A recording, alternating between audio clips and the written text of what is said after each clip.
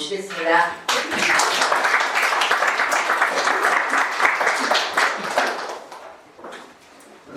제가 이 강의를 할 때 거의 긴장을 하지 않는데 오늘은 많이 긴장이 됩니다.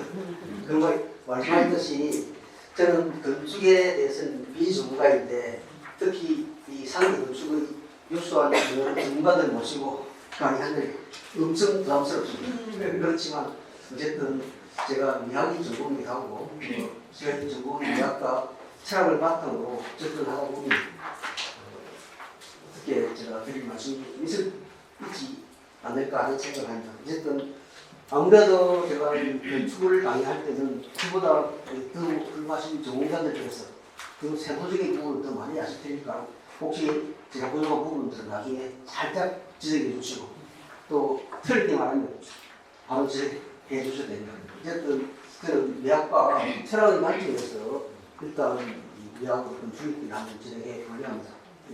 이제 바로 들어가겠습니다. 분량이 실제로는 하다 보면 좀 많아서 오늘 지금 제가 만든 PPT는 두 가지인데 오늘 받으신 지금 마지막 장 현대 건축 부분은 따로 적지는 않은 부분을 PPT에 넣어놨어요. 그래서 오늘은 현대 건축에서 노안 포스트의 이야기를 빼고 러브랑 비지에라고 이스반드의 로에 정도 그리고 우리판 정도를 지금 넣어서 이야기를 해볼까 합니다.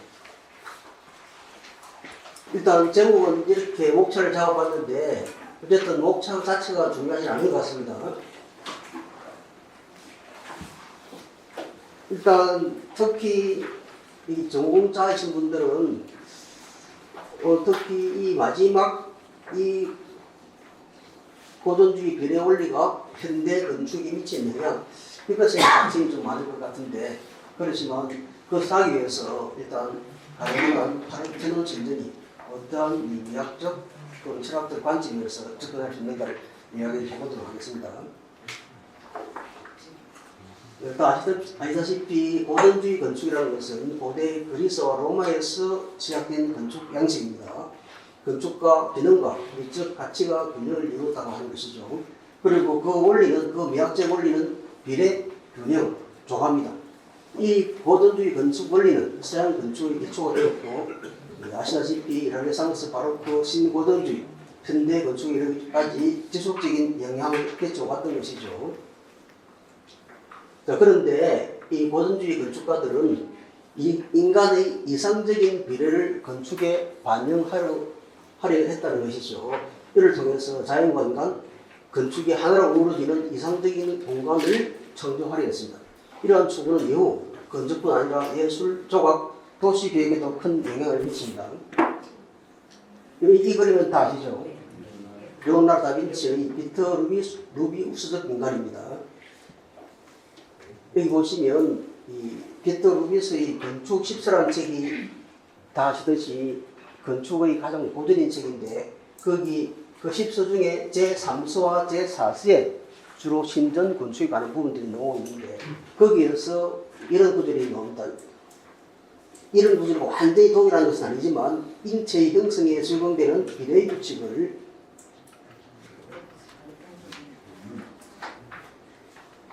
신전 건축에 사용해야 한다라고 쓴 대목을 읽고 이 다빈치가 이 그림을 그렸다는 것이죠. 그래서 여기에 보면 이탈리아로 써진 요 글들이 요겁니다. 제가 한번 읽어보겠습니다. 인간의 몸은 자연의 조화로운 비율로 구성되어 있다. 손을 벌리면 혀와 같으며 배꼽은 인체의 중심이다. 완전히 펼친 팔, 다리는 원안에 들어가며 팔과 다리를 오므리면 네모 안에 정확히 들어맞는다. 머리 꼭대기에서 턱 밑까지의 길이는 전체 키의 8분의 1, 어깨 너비는 4분의 1, 가슴 높이는 4분의 1, 팔 꿈치에서 손끝까지의 길이는 4분의 1, 발 길이는 6분의 1이다. 무릎 아래에서 발끝까지의 길이는 전체 키의 4분의 1이다. 배꼽을 중심으로 한 원은 팔, 다리를 펼쳤을 때 정확히 그려지며 사각형은 두 팔을 벌리고 두 발을 모은 상태에서 형성된다. 이 모든 것은 인간의 몸이 이 대칭과 비례의 법칙을 따르는 완벽한 구조임을 보여줍니다. 루트 루비우스의 건축 집서는 바로 이러한 원리로 구성되어 있습니다. 실제로 모든 건축물은 인간의 신체 비례를 모방해야 한다. 그래서 레오나르도 다빈치는 비터 루비우스적 인간 도안을 통해서 인간 신체의 비례가 건축에서 이상적인 비례를 제공한다고 설명한 비터 루비우스의 개념을 그림을 통해 보여주고 있습니다. 그리고 비터 루비우스에서는 제3강에서 좀 더 상세하게 설명하겠습니다. 이 고전주의 건축의 원리와 양식입니다. 요게 워싱턴 DC의 링컨 기념관입니다. 실제로 이 고전주의 건축 양식은 르네상스 시대에 부활해서 유럽 전역에 영향을 미쳤고, 그리고 신고전주의, 현대 건축에 이르기까지 반복적으로 재해석되고 있습니다. 특히 서양의 주요 공공건물, 정부, 청사, 박물관 등에 이런 고전주의 건축 양식이 지속적으로 채택되고 있죠. 링컨 기념관입니다. 좀 이따 다시 도리스 양식 기둥을 설명드릴 텐데 36개의 거대한 도리스 양식 기둥이 있고, 이것은 그대로 1922년에 그리스 파르테논 신전을 모델로 삼아 설계된 대표적인 현대 건축물입니다. 이 대형 계단과 함께 기념비적인 규모로 설계되어서 그리스 건축의 위험을 잘 보여주고 있는 것이죠. 연육 공립 도서관입니다. 대표적인 보자르 양식인데 조금 이따 다시 보시겠지만 기둥이 코린트식 기둥입니다.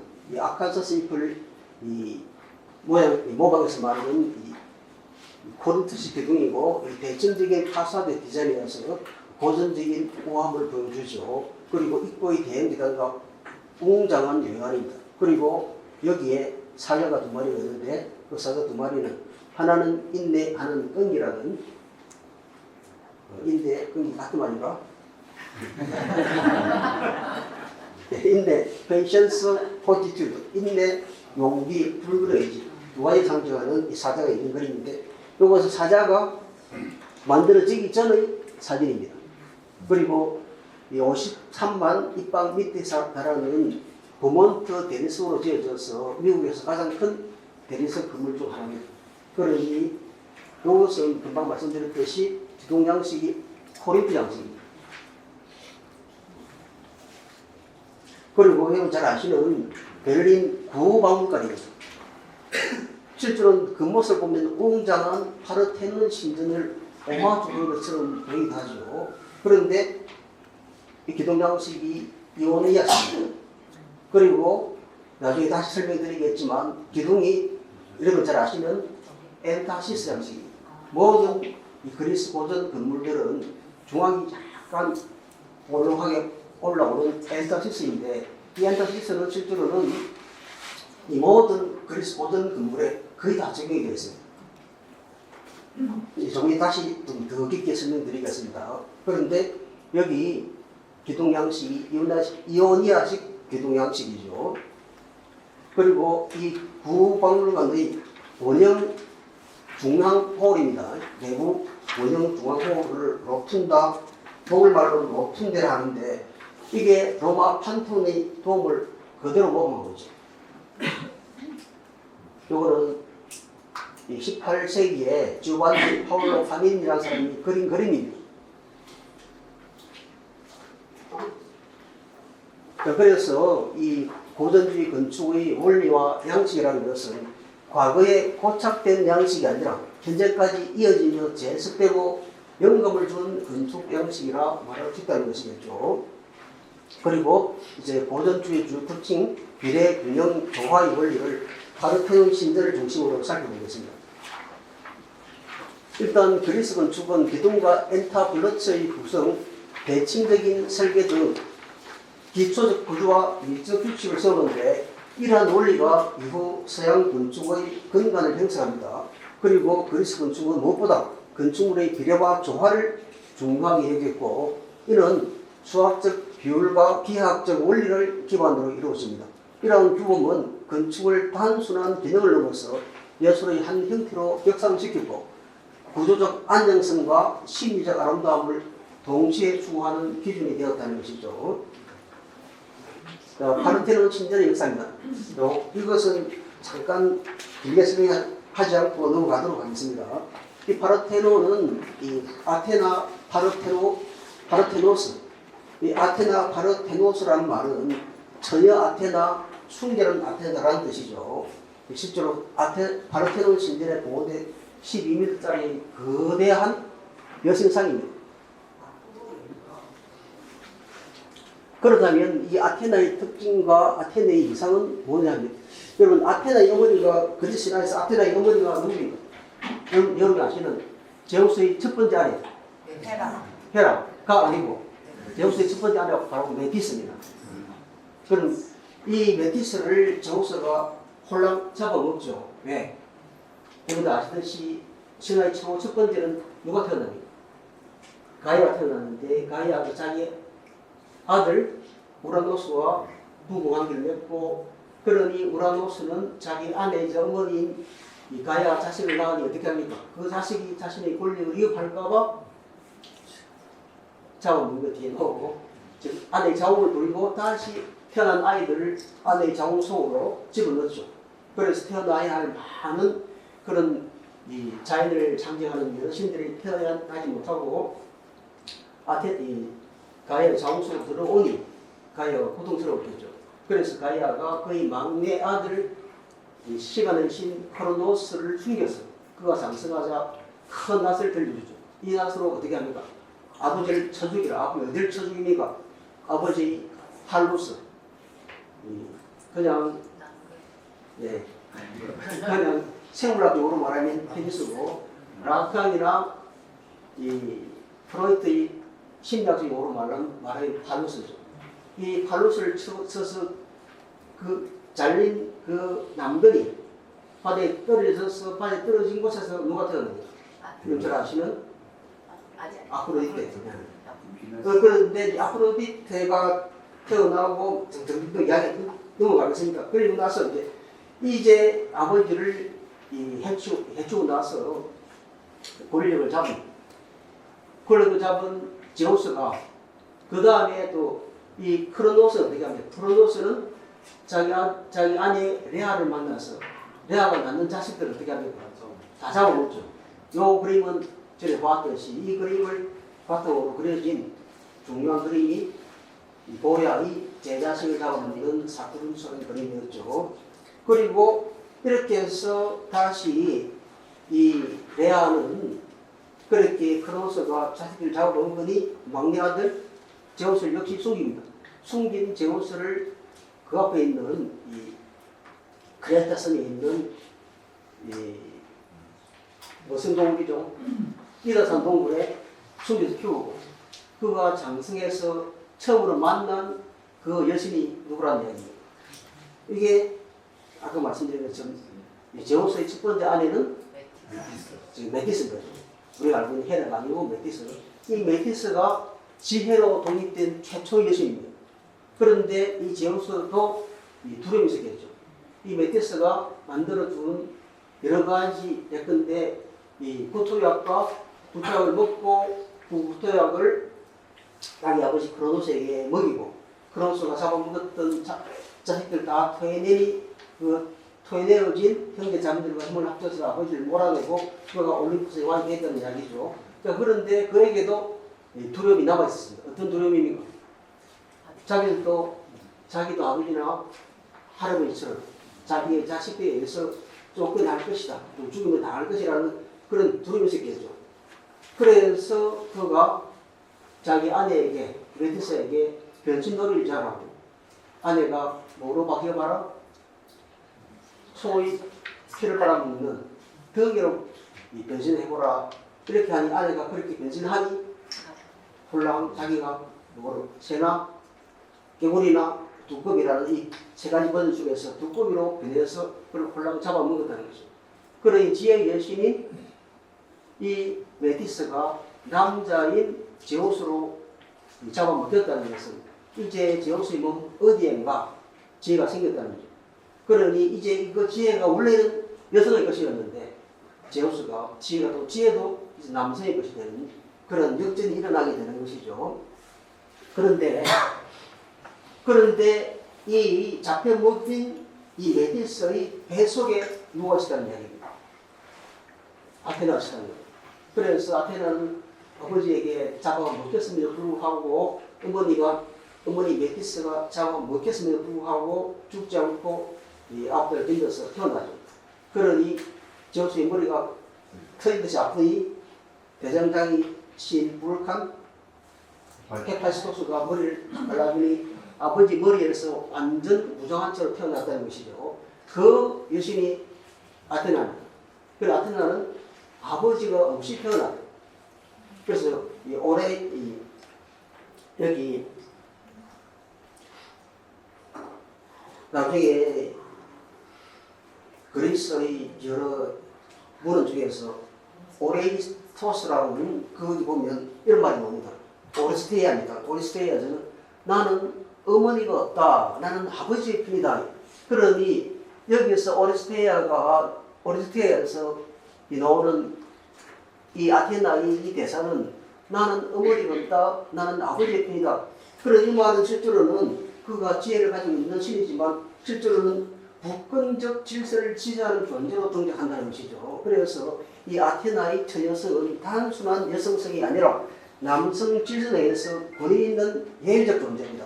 그래서 지혜와 전쟁, 더 정확히 말하면 전쟁에서 승리를 앞에는 정성이라는 그런 비감정적 영역입니다. 그래서 성애와 감정의 영역을 벗어난 채 이성과 공정의 대변자로 등장하는 것이죠. 그래서 이 아테나의 여성성은 매혹이나 유혹의 도구가 아니라 지혜와 정의의 도구로 일컬어집니다. 그래서 아테나의 처녀성은 도시국가 아테네의 청결함, 자율성, 완전함을 상징하는 것이고, 그래서 이 아테네에게 바쳐진 파르테논 신전은 아테네 시민정의 시민정의 이상과 자긍심의 화신입니다. 그래서 이 아테나의 처녀성은 개인적인 정체성이 아니라 국가적 이상과 연결된 상징입니다. 그렇다면 현대의 페미니스트들이 아테나를 어떻게 해석하겠습니까? 아테나는 남성가 될 때는 페미니스트의 전사입니까? 한쪽은 그렇게 해석하면 좀 어색했죠. 그리고 오히려 국권적 질서에 연결되어서 국권적 질서를 옹호하는 그런 인물로 그려지기도 합니다. 그건 어쨌든 아테나는 오히려 지혜와 정의의 도구로서 오히려 이성과 공정의 대변자라는 것입니다. 이성과 합리성의 대변자입니다. 다 아시듯이 파르테논 신전의 주요 건축가는 이거티오스와 칼리 크라테스입니다. 그리고 조각가 피디아스가 신전 내부의 장식과 조각석을 총괄했죠. 나중에 또 설명하겠지만 신전의 기둥은 겉보기에는 일직선으로 보이지만 시각적인 착취를 교정하기 위해서 안쪽으로 살짝 기울어져 있습니다. 이것은 1978년에 찍힌 사진입니다. 이거는 파르테논 신전의 복원 가상도입니다.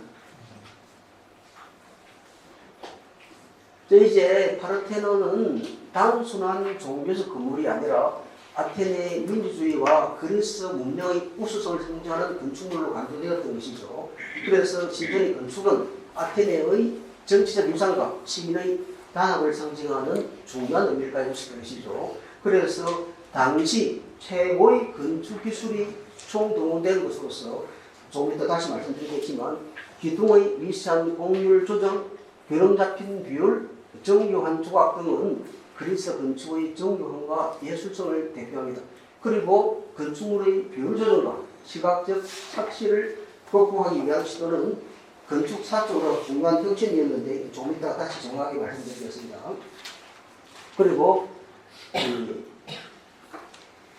파르테논은 오랫동안 여러 용도로 사용되었는데 기독교 성당, 이슬람 성은 심지어 오스만 제국 시기에는 화약으로도 사용되었다 하는 것이죠.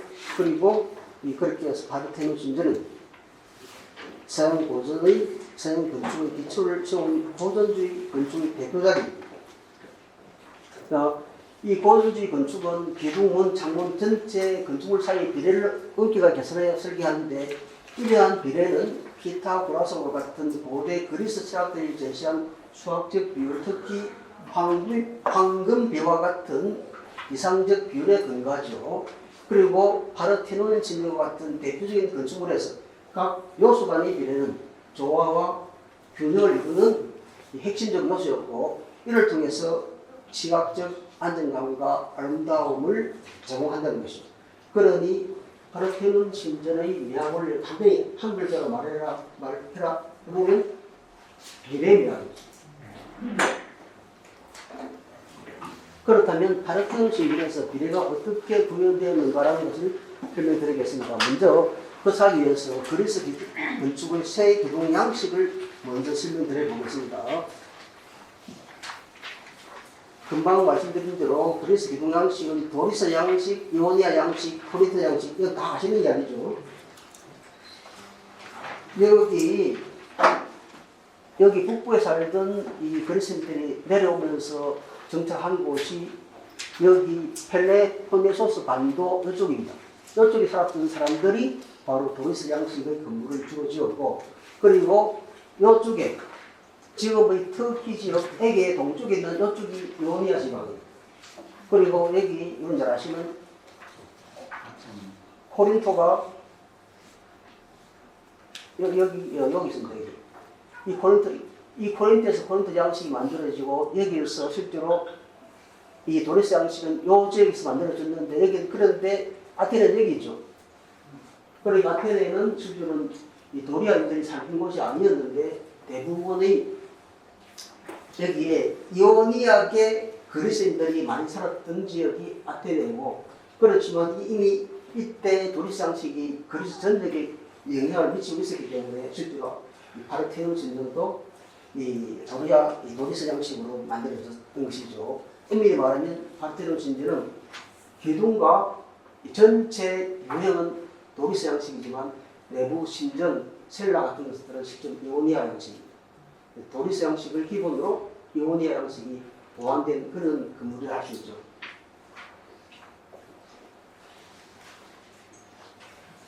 금방 보셨던 것처럼 여기가 어디라고요? 여기가 펠로폰네소스고, 여기에 아테네가 여기에서 도리스 양식이 만들어졌고, 다시 여기에 코린토 양식이 만들어집니다. 그 코린토 양식은 실제로는 성경에 보면 사도 바울이 신약을 무엇입니까? 코린토 전서, 코린토 전서죠. 그가 코린토로 가서 실제로 이 소아시아 지방의 이방인들에게 기독교를 전파하기 위해서 쓴 편지가 고린도 전서, 고린도 없습니다. 거기 코린토스입니다. 그러니 여기 가보면 여기는 실제로는 이 아테네에서 버스를 타고 한 2시간 가면 이 코린토에 도착합니다. 그런데 이 코린토에는 금방 말씀드린 것처럼 이 고대 그리스 유적과 그리고 초기 기독교 유적들이 동시에 자라나고 있죠. 아주 아름다운 곳이기 때문에 한번 가볼만 하죠. 자, 그런데 금방 보았듯이 여기에 금방 보한 이 파르테논 신전과 링컨 기념관입니다. 형태가 아주 유사하죠. 그리고 실제로는 이 기둥도 실제로는 이걸 그대로 모방해서 만든 겁니다. 그래서 이 도리스 양식은 새 건축 양식 중에서 가장 오래된 것으로 금방 말씀드렸듯이 펠로폰네소스 반도에서 시작되었고, 이제 본토 각지 및 이탈리아 남부 시칠리아까지 전파가 됩니다. 간소하고 간결하고 중후하고 남성적입니다. 금방 말씀드렸듯이 파르테논 신전과 워싱턴 링컨 기념관이 대표적인 그런 양식을 따르고 있죠. 그리고 이오니아 양식입니다. 소아시아의 이오니아 지방에서 발달해서 기본적으로 6세기 후에 그리스 전역으로 전파됩니다. 섬세하고 우아하고 여성적이죠. 이 에페소스의 아르테미스 신전과 베를린 구박물관, 그리고 여러분 잘 아시는 브리티시 무지엄 대박물관이 대표적인 이오니아 양식을 취하고 있죠. 그리고 코린토 양식입니다. 기원전 5세기 코린토스에서 만들어진 양식인데, 이 기둥 끝에 이렇게 화려한 이 아칸사스 잎을 새겨서 화려한 장식입니다. 아테네에 있는 이런 올림푸스 제우스 신전과 로마의 판테온입니다. 요것은 이제 나중에 전체 신전 내부를 알아보기 위해서는 약간 알아두셔야 될 필요가 있어 집어넣어 본 것인데 간단히 설명을 드리겠습니다. 이 부분을 말합니다. 흔히 팀판 또는 헤디번트라죠. 그리고 4번 이쪽으로 프로미스라고 하고 그 다음에 이쪽을 전체를 말합니다.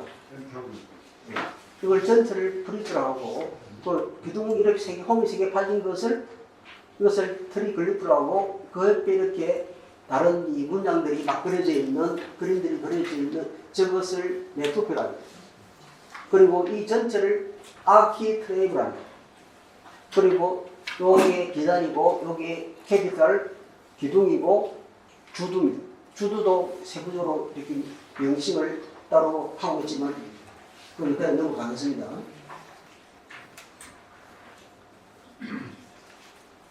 또 일단 넘어가겠습니다. 다시 보자면 여기에 이 전체를 기둥을 받치는 이 밑에를 엔터플러스라고 엔터플러스는 아키트레이브와 브리지로 구성되어 있는데 그 브리지는 다시 트리글리퍼와 메투피로 구성되어 있다는 것이죠. 그리고 주두입니다. 그리고 기다립니다. 그리고 이 프루팅은 기둥에 새겨진 홈입니다. 이것을 플루팅이라는 것이죠. 일단 넘어가겠습니다. 자, 그리고 다시 한번 크게 본다면 이 페디먼트 티판과 엔터플러처 그리고 칼럼과 크래피도 막 기단 부분 이렇게 크기는 네 부분으로 나눠볼 수 있다는 것이죠. 그리고 이것이 금방 말씀드린 세 가지 기둥 양식입니다. 도리스, 이오니아, 코린트 양식입니다. 도리스 양식입니다. 이 양식은 가장 단순하고 강인한 느낌을 주는 것이죠. 기둥에 베이스가 없습니다. 그리고 기둥은 굵고 단순하죠. 세로움이 20개가 있죠. 그리고 기둥은 샤프트. 그것은 하단에서 상단으로 가면 약간씩 가늘어집니다. 그리고 기둥 머리에는 사각형의 저거 꼭대기를 에버커스라고 그 다음에 원형의 에키두스로 이루어져 있죠. 그리고 엔터블러치 아까 말씀드린 대로 아키트레이브 프리즈 이 콩있습니다. 프리즈는 트리글리프와 메토프가 반복되는 그런 형태로 진행되고 있죠. 그리고 프리즈는 주로 요 프리즈는 장식이 없거나 단순한 패턴이 반복됩니다.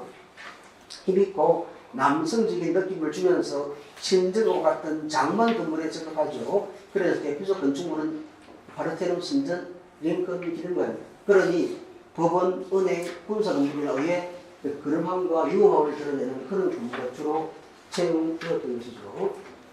그리고 요니 양식입니다. 도리스보다 좀 더 섬세하고 우아한 디자인을 가지고 있죠. 베이스가 있습니다. 베이스가 있고 기둥의 기울기도 더 낮아나죠. 그리고 기둥은 도리스보다 가늘고 세로움이 24개 있습니다. 그리고 기둥머리 캐피탈은 독특한 나선형 장식 볼로트입니다. 이렇게 나선형 장식이 있죠. 이 장식은 두 개의 스포롤이 말린 형태로 시각적으로 부드럽고 우아한 느낌이죠. 그리고 엔터블러치 역시 아키트레이브와 프레이즈가 있는데 프레이즈는 연속적인 조각 장식이 들어가는데 여성적이고 우아한 느낌을 주며 경쾌하고 장식적인 요소가 많죠. 그러니 주로 현대에서 사용되기도 이 사용이 많이 되겠습니다. 주로 박물관이나 미술관, 도서관, 지식, 교양, 예술을 다루는 그런 건물에 주로 사용되었던 것이고 코린트 양식입니다. 코린트 양식은 가장 화려하고 장식적인 양식으로 복잡한 디자인이 특징인데 요니아 양식과 비슷하지만 더 섬세한 장식이 추가되었습니다.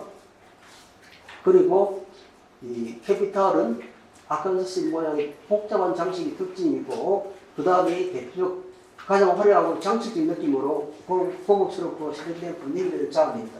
가장 그리스의 건축 양식 중에서 가장 후기에 나온 양식이죠. 그리고 대표적인 아까 보았듯이 제우스 신전과 로마의 판테온 기둥입니다. 주로 교회 기념관 대형 의서당입니다. 그러니까 화려하고 성스러운 분위기를 내는 그런 건물에 주로 사용되었던 것이죠. 그리고 기둥의 비례입니다. 이 파르테논 신전의 도리스 기둥은 이 기둥의 높이입니다. 이 기둥의 높이와 기둥의 지름, 즉 기둥의 지름 사이 비율이 약 5.5대 1에서 6대 1로 이루어져 있는 것이죠. 그리고 기둥이 이 비율이 그렇게 해서 긴하고 우하게 보입니다. 그리고 각 기둥은 살짝 안쪽으로 기울어져 있습니다. 그리고 또 중앙부에서 미세하게 팽창한 엔타시스가 나타납니다. 우리 인간의 시각으로는 완벽한 직선을 보면 실제로는 가운데가 이렇게 오목하게 들어가 있음을 봅니다. 그리고 수평선을 바라보게 되면 중앙에 까랑게 보입니다. 여기 제가 여기 한번 써보겠습니다.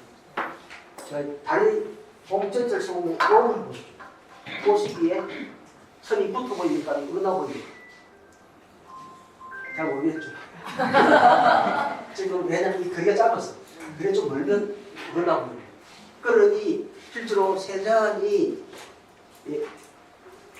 팔걸이 의자에 앉은 세잔 부인을 그렸을 때 그 그림 연장이 바뀌는 우리 눈은 실제로 어떤 이런 막힌 것에서 가려서 볼 때 분명히 이어져야 할 직선들이 어긋나 보죠. 그러니 어긋나 보이는 것을 어긋나게 그리잖아요. 이게 세잔이 됩니다. 그게 더 사실이에요. 우리 눈이 보는 이 착시현상이나 요거 현상을 그대로 숨기지 말고 이걸 그대로 드러내자는 것이죠. 그런데 여기 반대의 원리가 적용되어 있죠. 실제로 어떻습니까? 실제로 이 기둥이 반듯하게 올라간다면 기둥이 우리 눈은 착시 현상 때문에 기둥이 가운데로 오목하게 들어가는 것을 보게 되죠. 그것을 그 착시 현상을 막기 위해서 실제로 구조적으로 가운데를 약간 오목하게 벌려놓은 것입니다. 이게 엔타시스. 이 엔타시스는 고전주의 건축의 기둥에서 거의 보편적으로 드러나는 것이죠. 그래서 이 살짝 부풀어 오르게 해서 이러한 착지를 보정해서 기둥이 완벽하게 직선적이고 안정적으로 보이도록 하는 것이죠.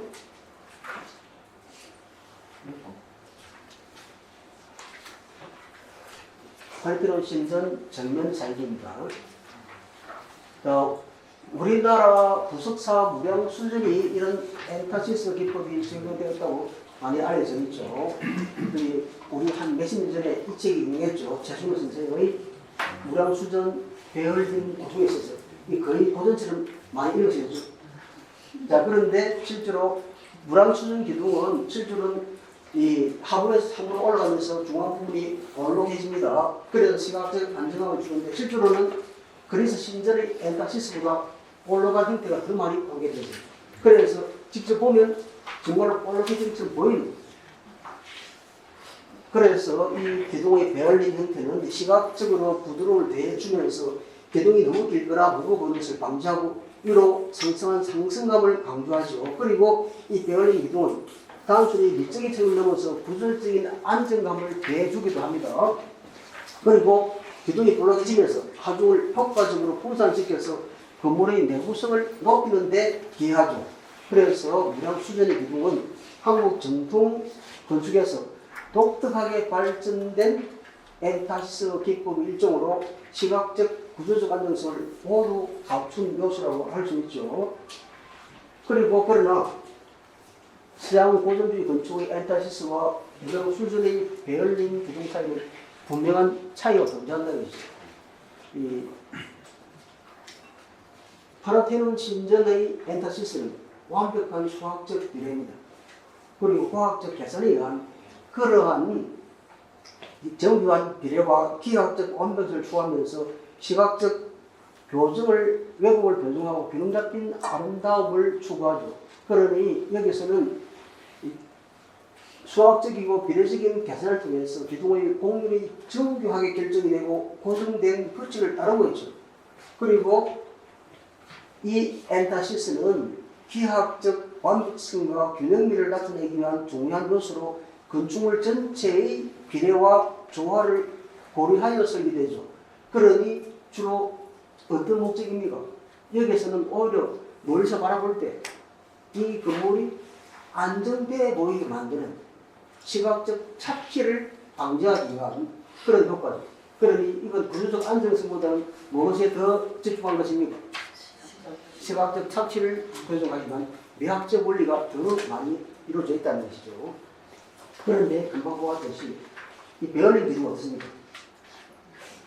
베어링 기둥은 눈으로 봐도 겉으로 올라가게 보인다는 것이죠. 그러니까 이것은 시각적 교정 자체가 목적이라기보다는 오히려 구조적 안정성과 또 아름다움이 동시에 추구되는 것이고, 실제로 이건 파르테논 완벽한 이 계산을 통해서 이 화학적 비례로 만들어지는 것이라면 이건 어떻습니까? 호흡에 소도 쭉쭉 깎는 거죠. 그러니 자연과 조화 그리고 그 건축물이 놓여있는 그 주변 환경과의 조화를 더 중요시하고, 그래서 자연과 순응하는 유기체적인 그러한 방식으로 만들어지는 것이죠. 그러니 자연과의 조화, 인간적 감각, 그리고 부드러운 곡선의 양을 강조한다는 것이죠. 자연스럽고 유기적인 아름다움이죠. 기둥의 생동감과 건축물의 조화를 동시하는 한국적인 예술입니다. 실제로 베어링 기둥을 가서 보면 뭔가 안정돼 보이고, 그리고 뭔가 푸근해 보이고. 그런데 이 파르테논 신전의 기둥은 어떻습니까? 멀리서 보면 완벽하게 정지된 아름다움이죠. 실제로 가까이 가도 정말 가운데 흘러나오는 걸 잘 모를 정도로 표현이 안 납니다. 왜냐하면 그런 착취를 보정하기 위해서 만들어진 것이기 때문에.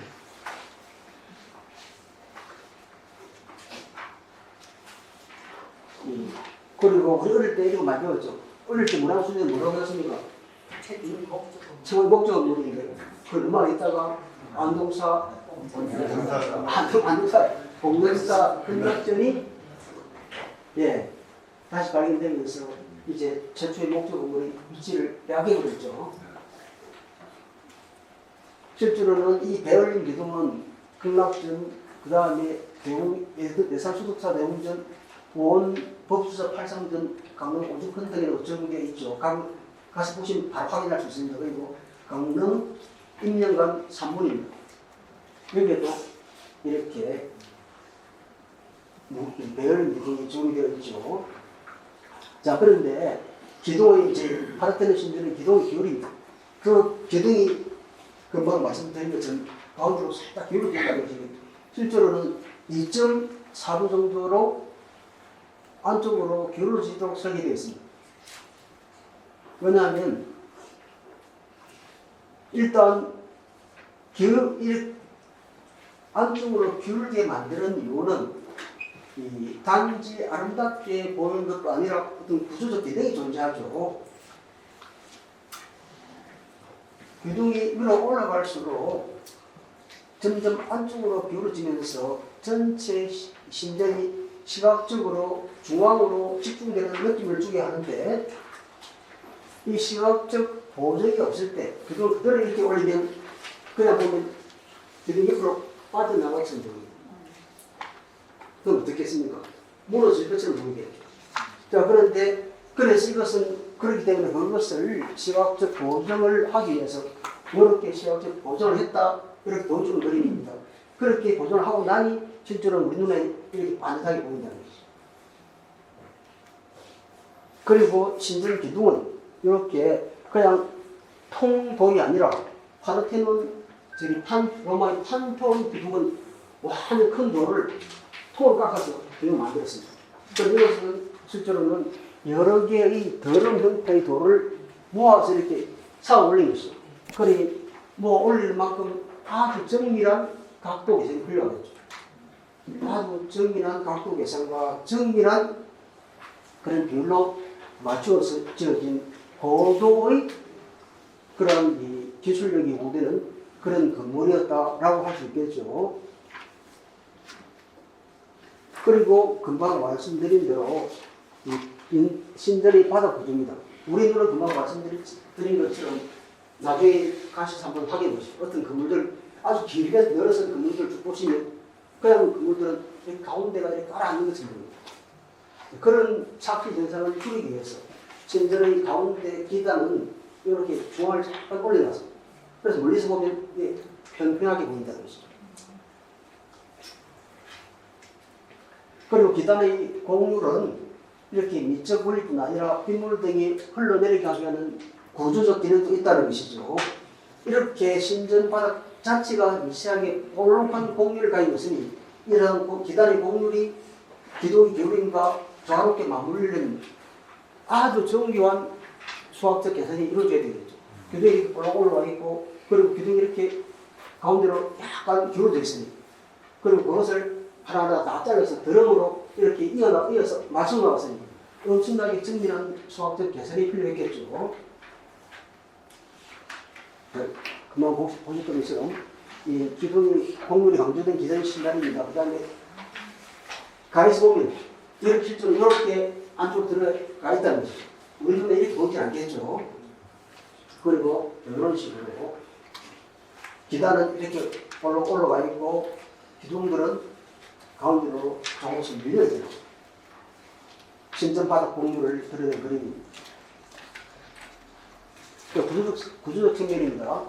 기둥이 안쪽으로 비롯져 있기 때문에 건물 전체의 구조적 안정성이 높아집니다.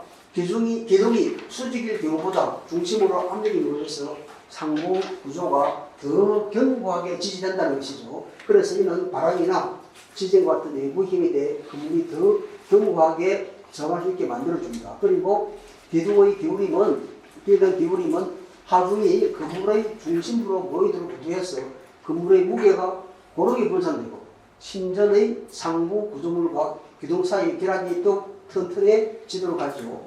이 때문에 건축 전체의 내구성을 높이는 데 기여하게 되는 것이죠. 그 다음에 시각적 보정을 통한 미적 측면입니다. 인간의 눈으로 건축물을 바라볼 때 완벽한, 금방 말씀드린 것처럼 완벽한 수직의 기둥은 실제보다 바깥으로 부러진 것처럼 보인다는 거죠. 그래서 그것을 보정하기 위해서 가운데로 안으로 조금 집어넣은 것입니다. 실제로 이러한 기둥이 안쪽으로 기울어져 있는 이유는 이런 착시를 도정해서 신전이 완벽한 비례와 조화를 이루는 듯한 인상을 주기 위함입니다. 그래서 신전은 더욱 정돈되고 기둥 잡힌 모습으로 보이죠. 그리고 이 때문에 기둥이 중앙으로 기울어져 있을 때 건물 전체가 중심으로 모이는 듯 시각적 통일함을 주죠. 그래서 신전의 중심부에 시각적 초점을 맞추기 위해서 건축물의 위험과 자금함을 극대화해요. 그리고 또한 이 기둥의 기울어짐은 신전의 다른 곡선 요소와도 유기적으로 조화를 이루어서 건축물이 자연스럽게 살아 움직이는 듯한 느낌을 주어서 시각적 아름다움을 배가시킵니다.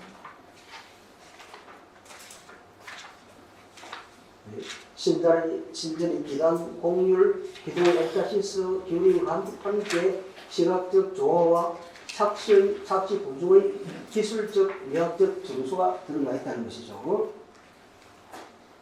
그리고 이것은 단순한 미적인 요소에 그치지 않고 건축적 균형과 조화를 극대화하는 지략입니다. 무엇보다 신전의 시각적 보정은 인위적인 느낌을 줄이지 않고 이해적인 느낌을 주지 않고도 이루겠죠. 잘못 적겠습니다. 자연스러운 형태와 비례를 유지하는 데 초점을 맞추고 있죠. 그래서 파르테논 신전은 거대한 석조 구조 물림에도 불구하고 가볍고 우아한 느낌을 주는 것이죠. 그래서 신전은 단순한 건축물이 아니라 살아있는 예술작품처럼 느껴진다는 것이죠.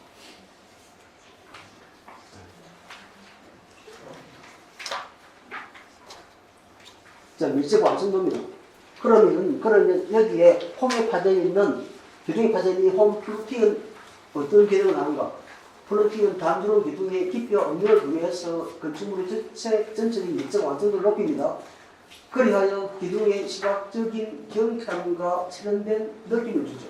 그런데 또 만약에 여기에 빛이 비친다면, 만약에 그냥 홈이 없다면 바로 빛이 바로 반사되어서 눈이 부시거든요.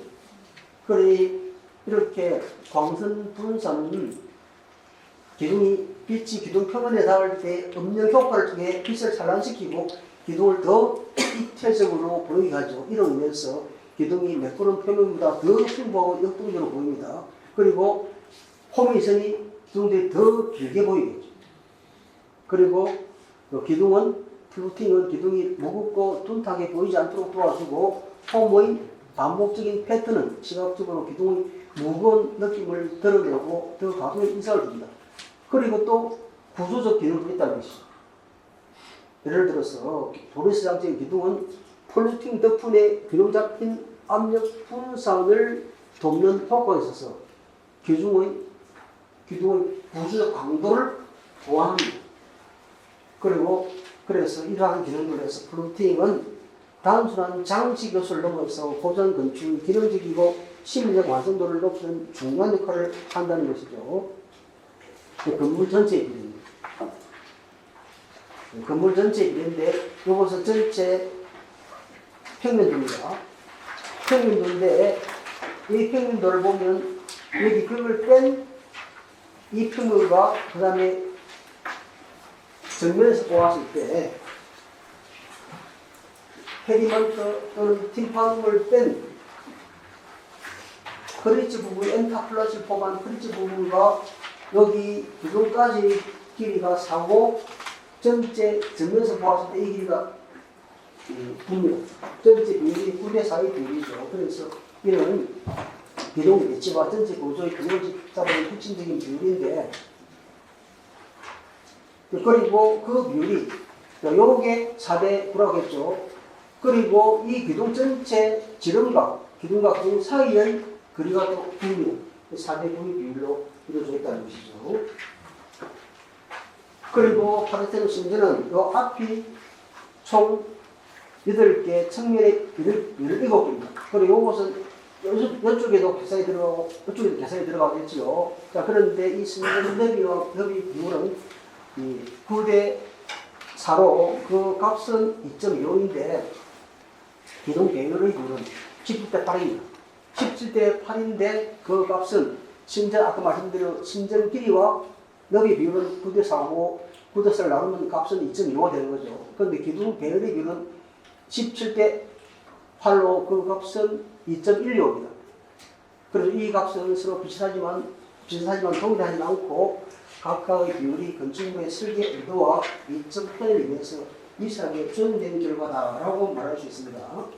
그리고 이 많은 부분에서 황금비가 발견된다고 이렇게 말이 되는데 특히 이제 전체 신전 정면 전체의 길이를 일러본다면 요 길이가 1.618입니다. 그리고 기둥 간격, 요 길이와 기둥의 높이 사이도 1대 1.618입니다. 종이에서 다시 될 텐데 황금비가 1대 1.618이 무엇인지는 여러분 말씀을 드렸을 텐데 그 다음에 다시 여기에서 기둥과 엔타 플러스 사이에서 이것을 이렇게 황금비를 잘라서 이렇게 다시 요 전체를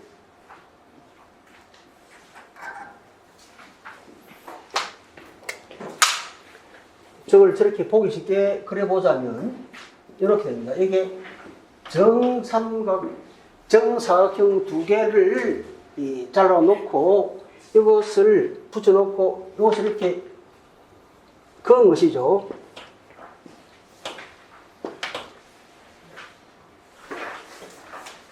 그래서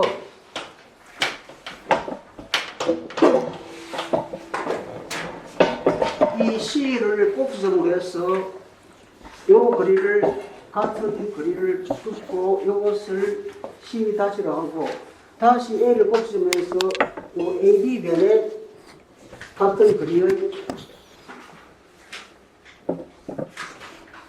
같은 변의 길이를 그어내면 이걸 D라 할 때 A, D 대 BD의 비율이 황금비입니다. 황금비는 여기에서 이걸 전체를 읽어본다면 긴 쪽이 0.618이고 그리고 짧은 쪽이 0.38이죠. 그리고 짧은 쪽을 1이라 주면 이게 1.618입니다. 그러니 저 그림에서는 오른쪽을 빼버리고 여기까지가 실제로는 이걸 다 지워버린 요 거리가 요 비율이 된다는 것이죠.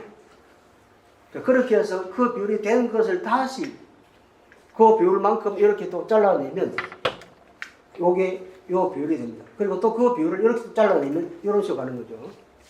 자, 이것이 우리가 알고 있는 피보나치 수율을 추출해서 말하는 거죠.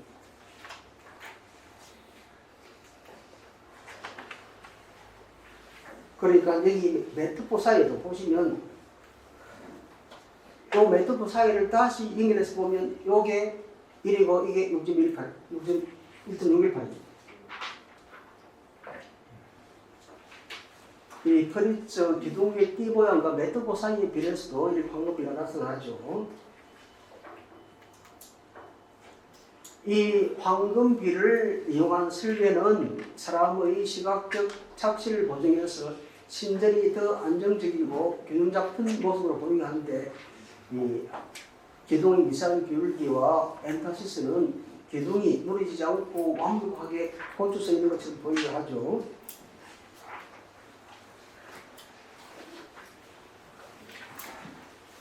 자, 그런데 현대에 와서 논란이 좀 생긴 부분은, 정말 그러면 파르테논 신전이 완벽하게 황금비를 그대로 적용한 건물인가, 이러한 그런 논란이 있을 수 있는데, 실제로는 파르테논은 고대 그리스가 기원전 약 447년, 438년에 건설한 신전이고, 황금 비율이 적용된 예로 종종 언급되지만 의도적으로 황금비를 사용했는가 하는 것은 학계에서 의견이 좀 갈리고 있다고 합니다. 유클리드는 이미 기원 300년에 원룸에서 황금 비율을 정했는데, 이는 파르테논보다 150년 이후의 기록입니다. 그러니 이것을 정말 황금비가 적용되었는가를 판단하기 어려운 이유가, 실제로는 파르테논 신전은 어떻게 되었습니까? 완벽한 직선이니까 아니면 곡선입니다. 교류했거나 이랬죠.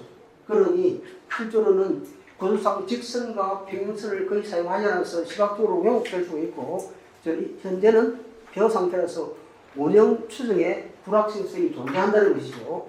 그래서 사진 촬영 각도나 렌즈에 따른 왜곡 가능성이 있다. 인간이 본능적으로 황금 비율을 알고 느끼기에 자연스럽게 나타나는 수 있다라는 주장이 있다는 것이죠. 그러나 어쨌든 일부 비례는 황금 비례에 근접하지만 완전히 일치하지는 않지요.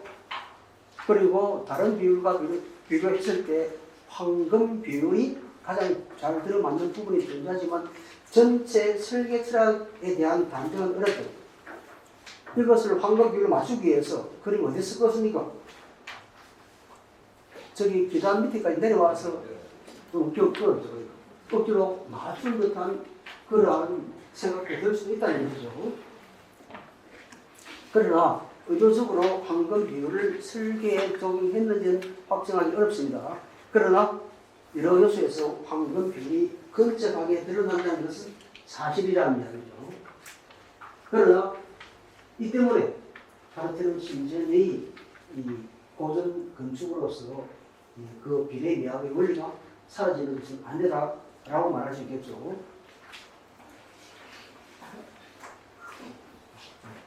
시각적 왜곡과 보존 기법은 넘어가겠습니다.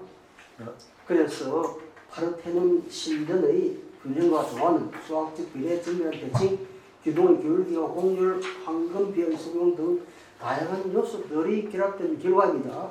이러한 균형과 조화는 신전을 고대 건축의 정점으로 만들고 오늘날도 여전히 건축의 상징으로 평가받게 하고 있는 것이죠. 그리고 파르테논 신전의 설계는 인간의 시각적 경험을 중심으로 이루어졌다는 것입니다. 실제로 신전을 다양한 위치에서 바라볼 때 발생할 수 있는 시각적 왜곡을 최소화하고, 그리고 각 위치에서 가장 이상적인 형태로 보이도록 합니다. 그러니까 이게 가장 중요한 것은 뭡니까? 우리 인간의 눈으로 볼 때 이것이 어떻게 보이는가를 가장 중요하게 생각하고 그 시각적 왜곡을 보정하는 방식으로 만들어졌다는 것이죠. 그리고 관찰자가 실제로는 어디에서 바라보냐에 따라서 다 달라 보이는 그것을 어디에서 보더라도 완벽하게 보이도록 만드는 것에 가장 주안점을 둔다는 것이죠. 그리고 시각적 경험이 극대화합니다. 즉 관찰자가 신전을 감상할 때 경험하는 시각적 쾌감을 극대화하고 기동의 공률과 경사, 바둑의 공률은 관찰자의 시선이 자연스럽게 신전의 중심으로 모아지게 하면서 신전의 장엄한 기회와 규모를 강조하죠. 조각의 시각적 보정입니다. 조각의 시각적 보정은 이 테디먼트에서 이 메타포 조각들은 밑에서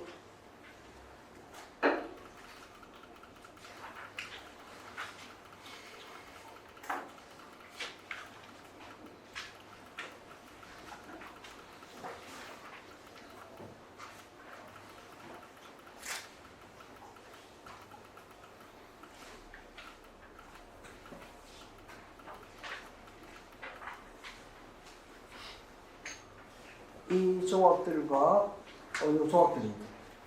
너무 와불하죠. 그 조각들이 조각될 어떤 방식으로 조각되어 있는가? 이것도 시각적 경험을 보정하기 위한 기법입니다. 밑에서 쳐다보면 예를 들어서 우리가 가장 시각적 보정의 효과를 잘 보여주는 건축물적인 조각 중 하나가 미켈란젤로의 다비드상입니다. 미켈란젤로의 다비드상은 원래 저기 승강 높은 곳에서 이걸 유학하려고 했는데 실제로는 그렇게 유학하지 못했죠. 그러니 밑에서 쳐다보면 어떻습니까? 여러분 잘 아시는 뭔가 인체 비례에 잘 맞지 않죠. 원래 인체 비례는 여기서 여기까지가 뭡니까? 이게 황금비라면 여기서 여기까지가 0.118, 여기가 0.38이 0.118, 0.38이 1.618이죠. 그런데 여기 얘는 지금 이분은 팔이 좀 길죠? 팔이 좀 길고 어떻습니까? 손도 과도하게 크죠? 그리고 머리가 과도하게 큽니다. 밑에서 볼 때 쳐다봐야 되기 때문에 그런 밑에서 쳐다볼 때는 실제로 가장 잘 드러나는 부위가 손과 머리이기 때문에 머리와 손을 좀 더 크게 조합합니다. 그런 방식으로 네트워크와 프리트의 조합들도 그런 방식으로 밑에서 쳐다볼 때 실제로 그런 시각적 요구를 줄이기 위해서 인체 비율을 약간 조정했다는 것이죠. 그리고 이 고정주의 미학의 근본은 그리스 철학에 의한 비례와 조화의 개념에 뿌리를 두고 있습니다. 이게 미학으로 건축 일기는 한 달에 한 번씩 하기 때문에 예전에는 주에 당선하면 다음 주에 밀어서 하게 됐는데 한 달에 한 번씩 해주시는데 한 달에 한 번씩 다 까먹기 때문에 어쨌든 무조건 끝내야 한다 이런 노고가 있어서 일단 다음부터도 끝낼 생각입니다. 이 고정주의 미학의 뿌리는 비례와 조화의 철학이라고 말씀드렸는데 그 비례와 조화의 개념은 바로 피타고라스와 플라톤의 철학입니다. 그 수학적 비례와 조화가 아름다움의 본질을 이루는 핵심 요소라고 보았다는 것이죠. 자, 피타고라스는 다시다시피 만물의 그는 아르케를 수라고 하고 있어요. 그 수라는 것은 실제로 수적 조화, 수적 비례라는 것입니다. 피타고라스는 세계 모든 현상이 수적 비례와 조화를 이루고 있다고 보았던 것이죠. 예를 들어서 우리가 어떤 한 현의 길이를 2대1로 반으로 잘라서 두 개를 한꺼번에 치면 한 옥타브의 음으로 됩니다. 그리고 완전 오도는 뒤쪽이 3, 짧은 쪽이 3분의 2입니다. 3대 2고 하면 완전 5도의 음이라고 그것은 도레미파솔 할 때 도와 소의 겁니다. 그리고 완전 4도는 긴 쪽이 4, 짧은 쪽이 3이면 도레미파 이 네 음정의 길이가 완전 4도가 되죠.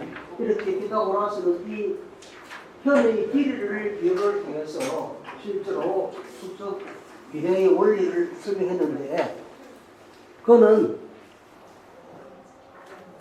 그래서 이 피타고라스 학파는 수와 비례가 자연과 우주의 조화를 설명하는 핵심이라고 생각했던 것이죠. 그래서 그는 모든 사물이 수학적 비율에 따라 형성된다고 보았고 이러한 수학적 비율이 아름다움의 원천이라고 강조합니다.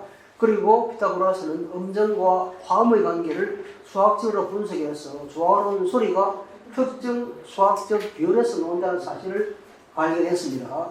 그리고 이 원리는 곧 물리적 세계와 외화계까지 확장되어서 건축에서도 완벽한 비례와 조화가 아름다움을 결정하는 요소로 자리 잡게 되었다는 것이죠. 그래서 피타고라스 이론은 건축에서도 중요한 기준이 되었고 건축의 기둥과 공간을 구성하는 비례를 계산할 때 이 수학적 원리가 적용되었습니다.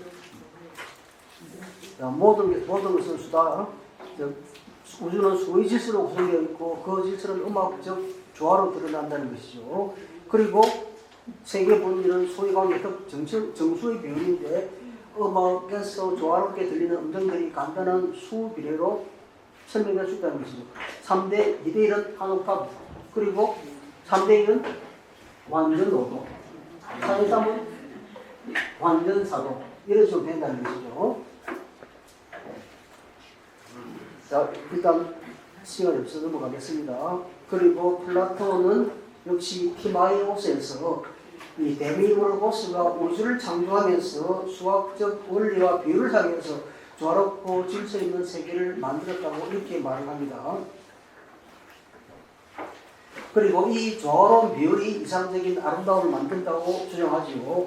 플라톤이 말하는 이데아는 실제로는 가장 아름다움이, 모든 아름다움이 그 이데아의 반응이라는 것은 실제로는 이제 흔히 이렇게 말합니다. 실제로 우리가 현실에서 그리는 이 삼각형은 진짜 삼각형입니까? 가짜 삼각형입니까?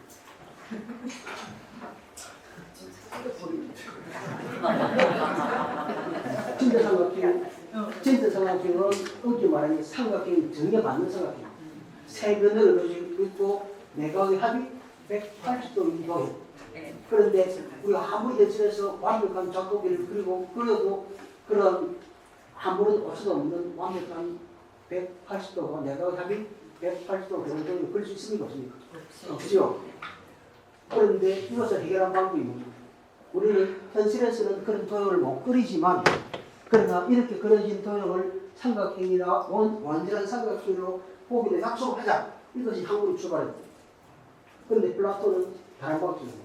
이 우리가 감각적으로 경험하는 이 현실 세계에는 그러한 삼각형이 없지만 오롯이 논리적 사유 또는 이성적 사유를 통해서 경험하는 또는 파악할 수 있는 저 이야기에는 완벽한 삼각형이 있다. 이게 그래서 그는 물리적 세계와 물리적 경험하는 이 현실 세계 현상계와 오로지 논리적 사유 또는 유본으로 접근해서 파악하는 이데아는 서로 분리되어 있다. 그 이데아계에는 가장 완벽한 것만이 존재한다는 거죠. 완벽하게 존재하는 것이 바로 이데아고, 그 이데아는 또 뭡니까? 완벽한 수학적 비례와 조화를 이루는 상황들이죠. 그래서 플라톤의 이데아로는 건축에서 완벽한 형태와 비례를 추구하는 철학적 근거가 되었고, 이를 통해 건축물은 단순한 구조물이 아니라 철학적 이상을 구현한 예술로 성격된다는 것이죠. 아까 말씀드린 겁니다. 황금비는 이 긴 변과 짧은 변의 비율이 두 변을, 긴 변과 짧은 변을 다한 것과 긴 변의 비율과 같을 때 이것이 황금비율입니다. 그 황금비율 아까 제가 그랬듯이 이렇게 직사각형을 두 개로 합쳐놓고 정사각형을 두 개 합쳐놓고 그 대각선을 긋고 나서 그 대각선 한 꼭지 정해서 짧은 선을 그 대각선에 그어고 그 같은 거리의 그 대각선에 그어진 그 선에서 다시 그어내리는 그 밑변이 비가 하나가 전체를 일로 보면 하나가 짧은 쪽이 0.38이 긴 쪽이 0.618 그리고 짧은 쪽이 1로 보면 짧은 쪽이 1이고 긴 쪽이 1.618 되는 게 황금 비율이라는 것입니다. 거기 수시로 보면 이렇게 된다는 것입니다. 금방 말씀드렸던 것처럼 이 시에서 B를 꼭지점에서 이 B금에 되는 이 D점에서 다시 AD와 같은 거리를 끊어내리면 A에서 나온 A에서 B에서 비율이 요게 1.618 또는 0.618, 0.38이 요게 황금 비율이라는 것이죠. 자, 그런데 이러한 황금 비율은 인간의 시각적으로 가장 아름답게 보이는 비율이고 이런 피부나치 순에서도 발견되는 비율입니다. 이렇게 그어나갑니다. 이런 식으로 요 두 선을 쭉 이렇게 그어진 쪽에서 이렇게 선을 이렇게 그어나가면 이렇게 피보나치 수율이 만들어지는데 이거 한번 보십시오. 요 세 깃털은 중앙에 큰 심을 잡아주는 것을 우관이랍니다. 그 다음에 작은 이 힘줄이 있는 것들을 우지라고 그 우지에서 뻗어나간 그 작은 이 힘줄을 소지라는데 저 우관의 비율이 어디에 있겠습니까? 우관의 비율이 황금비에 가까이 가 있습니다. 그런데 과학자들이 이걸 실험을 해봤습니다. 이 우관이 정중앙에 있는 세 깃털을 만들어서 일로 해봤습니다. 그래서 바람을 확 쐬보니 이 깃털이 힘들어지 흔들려버립니다. 그런데 우관이 황금비에 가까이 있는 깃털의 모양을 만들어서 바람을 쐬보니 새가 날아가듯이 아름답게 흔들리면서 날아갔다는 것이죠. 그래서 내린 결론은 자연에서는 우리가 정확히 설명할 수는 없지만 사물을 가장 안정돼 보이게 하고 안정되게 하고 그래서 가장 아름다워 보이는 비율이 이게 무슨 비율이라는 거예요? 이게 황금비율. 그럼 황금비율은 고대 이 철학자들은 고대 미학자들은 황금비가 있다는 것은 아름다움은 객관적이라는 겁니까? 주관적이고 아름다움 사물 속에 들어있는 객관적인 비례라는 것이 있어요. 이것이 오랫동안 유지되어서 현대로 들어와서 칸트가 이 판을 비판해서 아름다움이 진리와 도덕과 무관한 자율성을 가진다고 말을 하기 전까지 아름다움은 실제로 객관적인 것이고 그 사물에 들어있는 그런 비례이고 그리고 그러한 가장 아름다운 것은 가장 진리에 가깝고 그리고 가장 도덕적이라는 그런 것들이 진선미가 동일한 것이라는 생각들이 오랫동안 인간들의 삶을 지배했던 것이죠. 여러분이 잘 아시는 앙리 까르띠에 브레송입니다. 그가 쓴 책 중에 몰래 찍은 이미지는 재빠른 이미지라는 그 책에서의 서문의 제목에서 나오는 용어는 결정적 순간입니다. 어떠한 대상을 포착할 때 결정적 순간이라는 그런 용어를 쓰는데 이 결정적 순간을 찍을 때 씁니다. 그것도 피부나치 수율처럼 이렇게 핵심 포인트를 잡았습니다. 이렇게 보면 시선이 머무는 곳에 사진이 가장 안정되어 보이죠. 아름다워 보이죠. 그래서 우리가 이제 이걸 가지고 사진 찍을 때 요것을 약간만 비율을 상대시키면 중앙에 딱 찍으면 뭐가 불안해지거나 아니야 보지 않습니다. 약간 비켜서 찍으면 이런 황금 비율에 비슷하게 가게 찍으면 사진이 아주 안정되고 조화롭게 보이는 것이죠.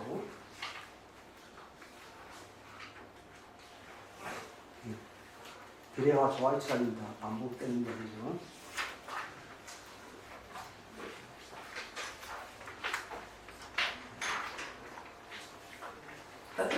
이 파르테논 조각이 종교적, 정치적 상징성을 드러내는 방법입니다.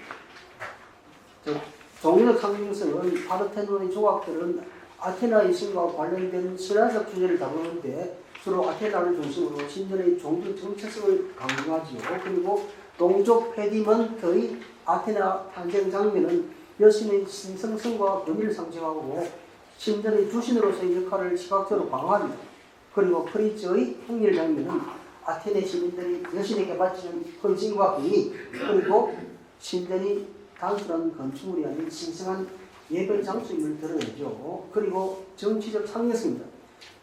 파르테논의 메토포 조각들은 그리스와 페르시아 등을 비롯한 다양한 신화적 전투 장면을 아테네의 군사적 승리와 힘을 상징적으로 표현합니다. 그래서 이러한 조각들은 아테네의 정치적 우월성과 그리스인들의 영웅 정신을 기념하며 아테네의 강대함을 과시하는 역할을 했던 것이죠. 그래서 신전의 조각들은 아테네 민주주의 자부심, 시민들의 결속을 상징적으로 드러내면서 공공의 정체성을 강화하는 중요한 수단으로 작용했다는 것이죠. 자, 조각이 건물과 상호작용하는 방식과 매학적 효과인데 조각과 건축의 통합입니다. 실제로 페리먼트의 삼각형 형태에 맞춰서 조각들이 정교하게 배치됨으로써 위쪽은 삼각형 박봉에서 이쪽은 크게 밑으로 갈수록 형태가 작게 그려지면서 조화를 이루고 있는 것이죠. 그리고 시각적 흐름과 리듬감입니다. 프리즈와 메토드의 조각들은 관찰자가 신전을 둘러보는 동안 연속적으로 이어지는 이야기를 제공하죠. 그래서 프리즈의 긴 행렬은 신전의 내부를 둘러싸고 있으면서 관찰자의 시선을 자연스럽게 이끌어 조각들을 따라가도록 유도합니다. 실제로는 신전에 들어가서 그걸 보았다면 실제로 그 프리즈에 별되어 있는 신전 이야기를 따라서 쭉 따라 들어갈 수 있는 거죠. 현재의 미술관들이 그림을 배치할 때 이런 방식을 사용하겠죠. 그래서 이러한 시각적 흐름은 신전 전체를 하나의 연속적인 예배 공간으로 경험하게 하면서 관찰자와 신전의 상호작용을 강화합니다. 그래서 일단 넘어가도록 하겠습니다.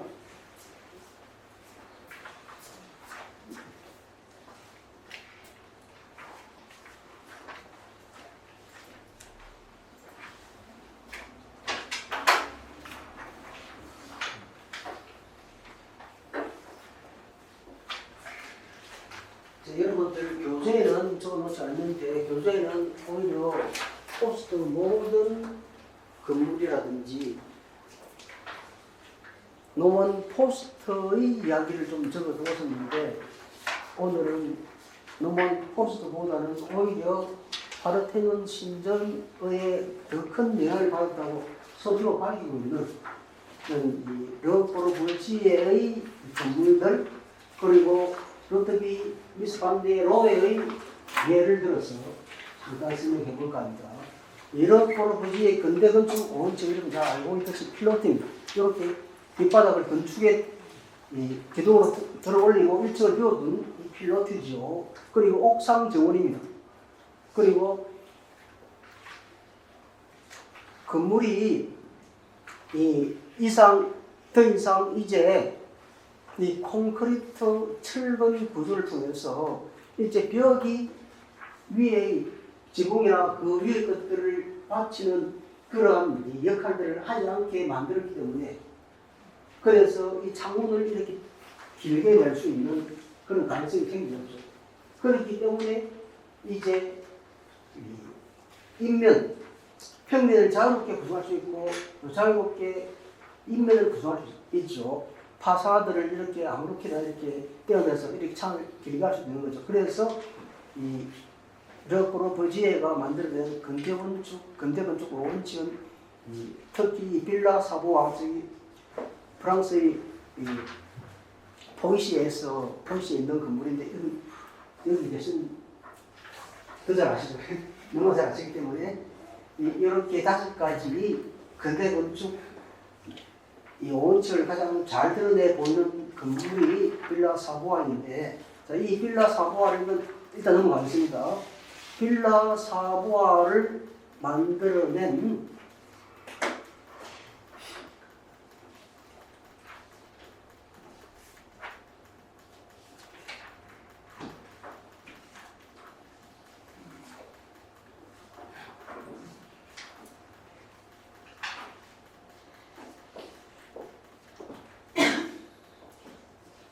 이 르꼬르부지에가 만든 아마 어쩌면 가장 최초의 집합 건물일 것이죠.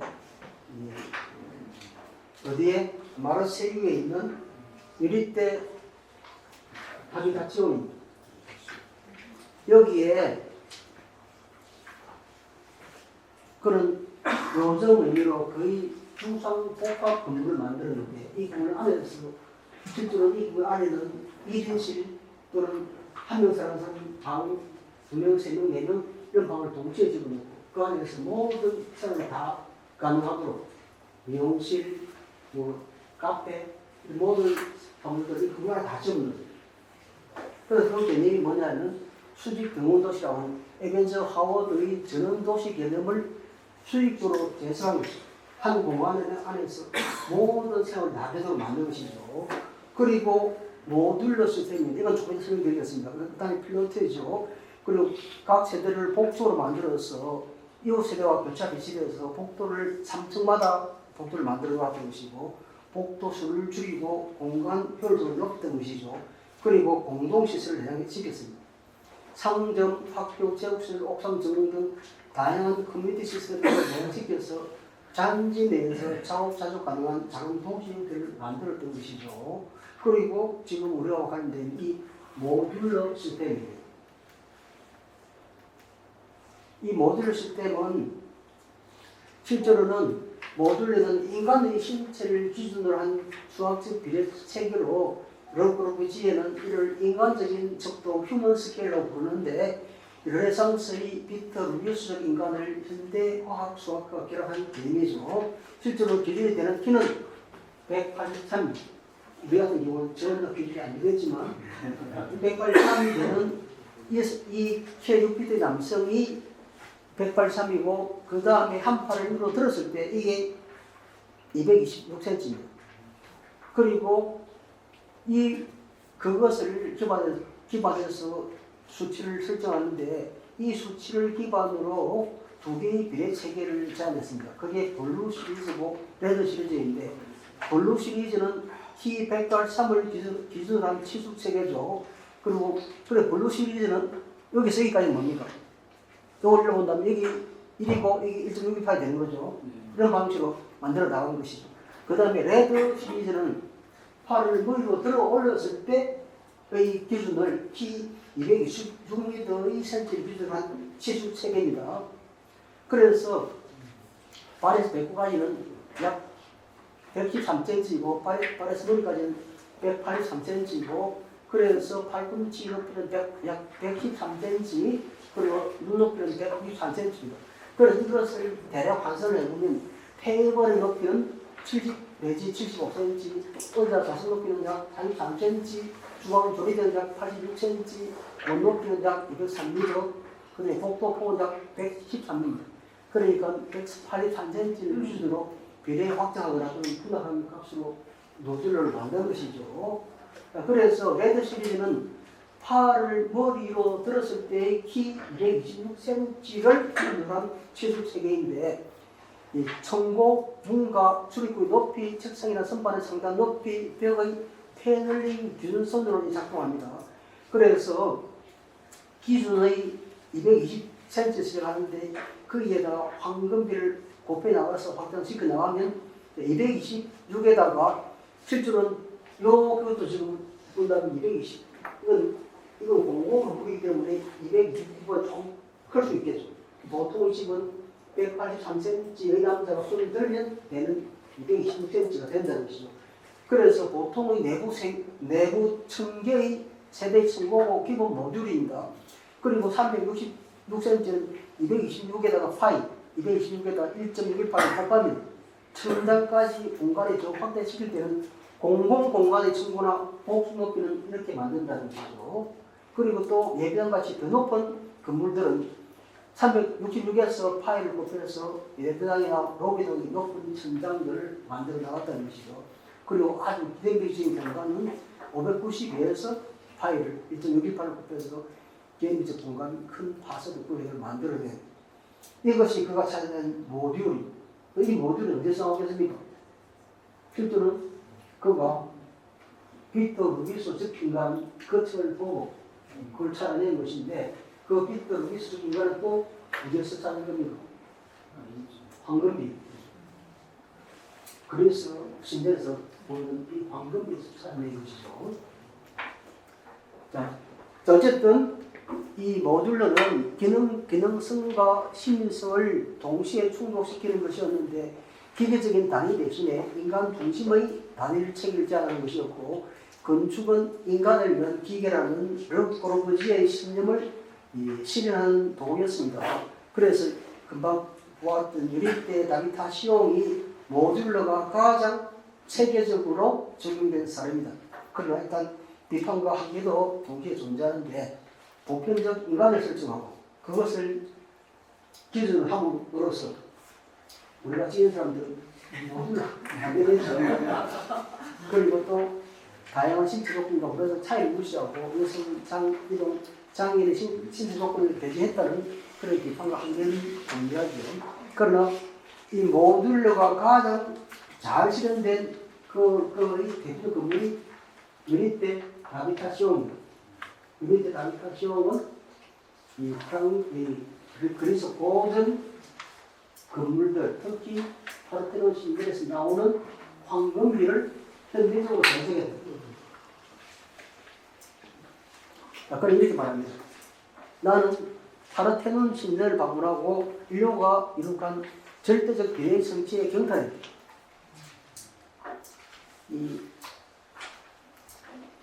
그가 1931년에 새로운 건축을 향하여, 실제로 불어는 그냥 건축을 향하여로 번역되어 있습니다. 그리고 2007년에 동력에서 황울판으로도 이게 번역되어 있습니다. 거기에 그는 뭐를 하고 있냐면 각 부분은 단어, 결정적 단어하고 정밀성과 실제 구현의 최고 수준을 보여준다. 그 속에는 비례가 명확히 새겨져 있다. 이것은 바로 파르테논 신전을 그가 필요한 그 이야기입니다. 그가 실제로 자신의 건물들을 만들면서 지금 가장 중점을 두었던 것은 가장 중점을 둔 미학적 원리는 어디에서 파르테논 신전에서 발견한 비례 미학의 원리입니다. 르 꼬르부지에는 자신만의 대책인 모듈러를 만들었고 그 바탕에는 파르테논의 황금비와 인간의 신체 비례가 있다는 것이죠. 브론스칸을 하기 전에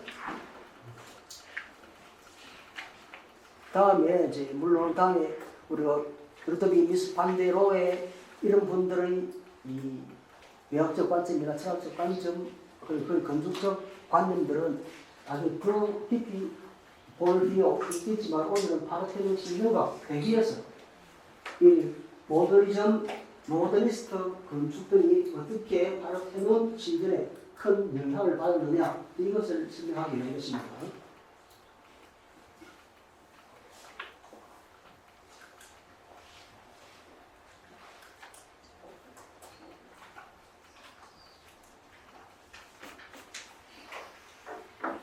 이게 베를린에 있는 노예 나슈널 갈레리 신행리 미술관입니다. 2021년에 5년간 정도 보수를 해가지고 재개방을 했는데 그 보수한 사람들이 데이비드 치퍼필드 아키텍스 이 건축가 그룹이 재개를 했는데 이분 데이비드 치퍼필드는 실제로는 설 경은 자기를 받았고 2023년에 프리커츠상을 수상했습니다. 여기 남서쪽 파사드인데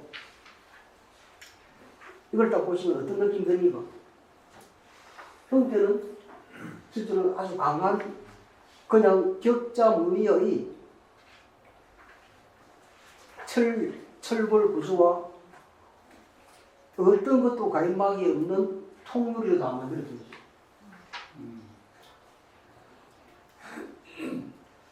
이 건축적 특징입니다. 구조의 정직함입니다. 상부의 평평한 철제 지붕이 8개의 강철 기둥에서 떠받쳐진 구조입니다. 외벽이 없고 유리 벽면만으로 구성되어 있고 건물 내부가 완전히 외부에 노출되어 있습니다. 그래서 구조가 곧 탱트라는 그리스의 철학을 잘 보여주는데 이제 개방성과 투명성입니다. 강철과 유리라는 당시의 산업 재료를 예술적으로 사화시킨 것이죠. 그리고 모듈화와 그리드입니다. 건물은 엄격한 그리드, 사각형 격자문이 질대에 따라서 설계되었고 이는 비화학적 질서와 이성의 상징입니다. 이러한 질서는 칸트의 계몽주의 영향 아래 형성된 근대적 판교주의를 반영하는 것이죠. 그리고 이게 떠있는 지붕입니다. 철제 평지붕이 기둥에 얹혀서 마치 공중에 떠인 듯한 인상을 주죠. 그래서 이는 물질의 무게감에서 벗어난 추상화된 공간감을 전달합니다. 그리고 저도 2004년도쯤에 여기 가봤습니다. 1층에 가면 1층은 그냥 큰 비었어요. 전시는 지하였습니다. 그래 전시 기능은 지하 공간에 배치되어 있고 상부는 자유로운 공간으로 남아있죠. 그래서 이는 형식과 기능과 형식의 분리를 넘어서 현전, 부재의 개념적 대비를 보여주죠. 실제로 이 이야기는 하이데거의 철학과도 맞물려 있는데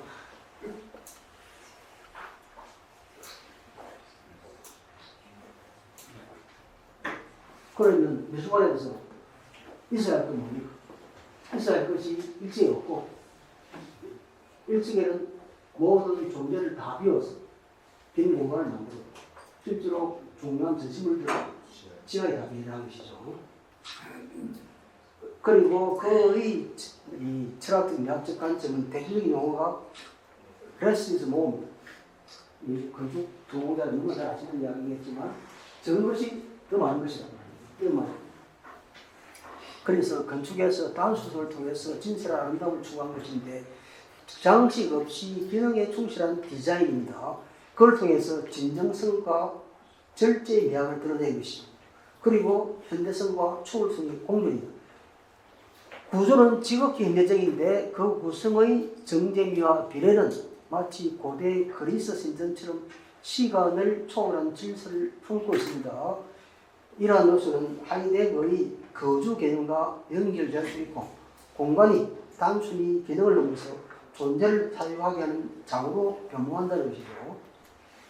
그러니까 비어있음의 명입니다.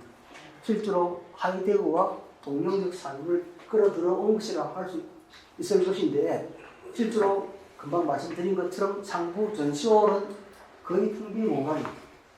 근데 이런 단지 물리적 여백이 아니라 사유와 감각을 위한 공간입니다. 바로 딱 들어가는데 방에서 보면 통으로 다 안이 다 보입니다. 그런데 진짜 중요한 전시물 하나도 없습니다. 그리고 의사들이 백기적으로 사람이 앉을 수가 없죠. 그러면 그 전시물 보기 전에 사람이 뭘 하겠습니까? 여기는 뭐하는, 무엇을 하는 공간인지 생각을 하게 만들겠죠. 그래서 이 점에서 하이데거의 존재의 집으로서의 공간 개념과 동양의 공사상 여백의 미학과도 연결됩니다. 그래서 산업화된 자재를 통해서 예술적 공간을 창조한 미술 작업은 기술이 단순한 도구가 아니라 미적, 존재론적 사유의 재료가 될 수 있음을 보여준다. 실제로 이 데사우에 있는 바우하우스를 건설했던 발트 크로큐스, 바우하우스의 초대 교장이었던 그 밑에서 같이 작업했던 그 사람들이 바로 미스반데 로웨 그리고 그의 제자들이자 동료라 할 수 있죠. 이 바우하우스는 다음에 또 구체적으로 지금 여기 들있긴 하지만 오늘은 하지 않겠습니다. 그러니 이걸 독일어로 바꾸고 이렇습니다. 오로지 영어로는 아이디어인데 독일어는 이데는 이념이죠. 어떤 이념을 가지는 것이 훨씬 낫다. 그리고 그것이 분명해지면 우리는 그것을 얻기 위해 싸울 수 있다. 따라서 우리들은 그것에, 그 이념을 구현한 그것에 도달할 수 있다. 그 이야기입니다. 젊은 올리버 웨인 라이트라는 친구가 실제로 이 가디언지에 영국의 가디언지 2001년 8월 30일에 이 논문을 왔었는데 20세기 파르테논 신전으로 베를린 신국립미술관이 오랫동안 20세기 파르테논 신전으로 충성받아왔다. 그리고 이탈리아의 건축사가 프란체스코 달코도 이런 이야기를 합니다. 즉, 이 베를린 신국립미술관은 그리스의 보편적 공간 추구의 궁극적 예시다. 그리고 그것은 고전 건축 요소를 현대적으로 재해석한 사례다. 이렇게 말하는데, 그렇다면 그 말하는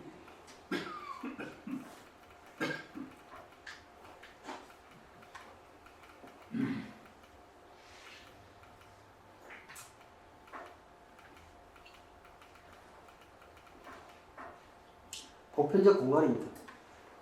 그가 말하는 그래서 반대로 말하는 보편적 공간은 그가 말하는 현대 건축 공간의 이상인데 특정 용도에 종속되지 않고 유연하고 개방적인 공간입니다. 그래서 기능이 정해진 공간처럼 방이나 부엌, 침실처럼 폐쇄적이지 않고 공간 자체가 다용도로 열려있고 자유롭게 변형될 수 있는 공간. 이거는 그가 말하는 보편적 공간이죠. 이 보편적 공간을 잘 보여주는 이게 판서 워스 하우스인데 이건 다음에 또 이야기 말씀드리겠습니다. 이러한 보편적 공간의 예를 잘 보여주는 것이 판서 워스 하우스 그리고 금방 지나갔지만 이 바르셀로나에 세워졌던 바르셀로나 파빌리온이라고 이 스페인에서 만들어졌던 이 망고 박람회에서 독일관을 만든 그 독일관이 바르셀로나 파빌리온인데 그 파빌리온도 이런 방식으로 근사한 방식으로 만들어졌습니다.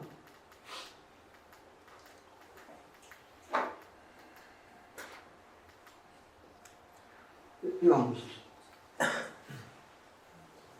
이 바로 위에서 보면 만들어졌는데 이걸 멀리 떨어져서 보면 마치 신전의 바닥처럼 이렇게 만드는 거죠.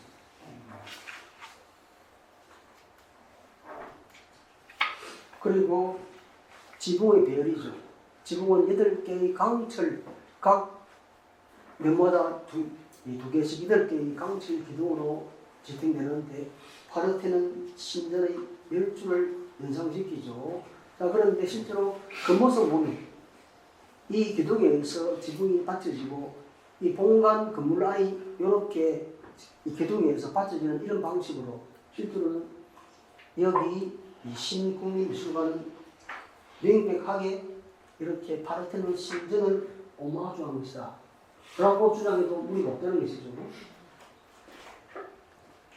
그리고 고전 건축의 기본 미성과 질서입니다. 미스 반데로에는 공간은 건축은 공간 안에 영혼을 담는 그릇이라고 말을 하는데 그는 미술관 전체를 예술 감성의 성전처럼 설계합니다. 여기서 들어와서 뭘 봐야 됩니까? 들어온 순간에 위에는 봤는데 위에 들어가면 위에는 아무것도 없어. 그러면 어디까지 내려가야 됩니까? 그 지역까지 내려가야 됩니다. 물 전체가 예술 감상의 성전처럼 만들어졌다는 것이고 그래서 정제된 단일 공간의 긴장감, 공간의 중심성, 그리고 엄숙한 질서감 등은 파르테논의 외부로 표세된 실제로 파르테논 신전 안에 셀라라고 그 아테나 리센상을 모신 셀라라는 그 방이 있는데 그 방은 실제로 폐쇄되어 있는 공간입니다. 폐쇄되어 있지만 그런 위로도 자유방이 들어오죠. 그렇지만 그 파르테논의 외부로부터 폐쇄된 아테나를 모신 신성한 방인 셀라와 같은 느낌을 줍니다. 이 전체가 셀라 같은 느낌을 줍니다. 그래서 구조와 미학을 담당하는 기둥에서 기둥과 본관 구성에서 형식적 유사성이 있다는 것이죠. 기둥이 둘러싸고 중심 공간이 놓이는 이 구조는 명백한 오마주적 성격을 띠죠. 물론 여기는 전체로 제로가 강철 제로고 유리고 그래서 개방적이고 그리고 공간 사용 방식 요 안에 파르테논 신전의 공간들은 기둥으로 인해서 전체를 감싸지만 안에 내부는 폐쇄적이죠. 그래서 폐쇄적이고 공간 사용 방식도 다른 방향이지만 그러한 파르테논 신전을 현대적 추상화로서 고전적으로 재생한 것이라 이렇게 말할 수 있지 않느냐 하는 것이죠. 그리고 작은 것이 더 좋다, 더 많다 하는 파르테논이 정제된 단순미와 철학적으로 성통합니다. 바르셀로나, 파빌리온, 판서고 사우스도 정밀한 비례와 균형으로 이루어져 있죠. 즉 수평, 수익성 강조, 완벽한 비례, 장식, 대조 등은 고대적 질서감을 현대적 언어로 번역한 것이다 라고 말할 수 있는 것이죠. 유닛 때 다비타시온 금방 말씀드렸고,